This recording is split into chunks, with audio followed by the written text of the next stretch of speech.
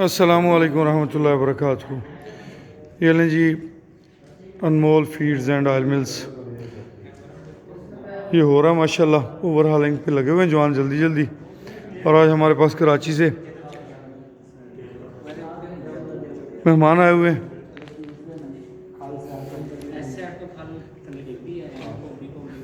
फैसल कामरान, फैसल इसहाक, नाम भूल जाता हूँ यार। फैसल तनवीर का नहीं, राहील भाई भी नहीं, और इधर नसीर भाई, नसीरुद्दीन शाह साहब, ये हमारे दोस्त हैं जी। मंठार से आए हुए हैं। किस में ग्रामी जी? शकील साहब बागो बहार से।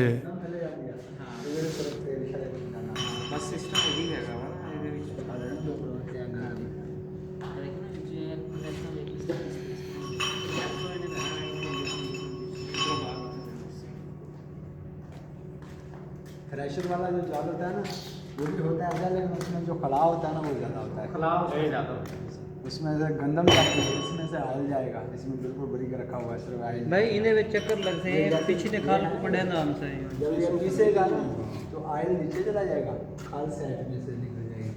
ये बनाना जब जाएगा ना तो खाल साइड में और आयल नीचे, इधर से तेल का जो है वो प्रोसेस शुरू हो जाएगा, ऐसे निकलता है यहाँ तक वो बिल्कुल नहीं। ये क्रैंक सिस्टम है, क्रैंक सिस्टम। हाँ वो बड़ा बुला नहीं रखा हुआ है।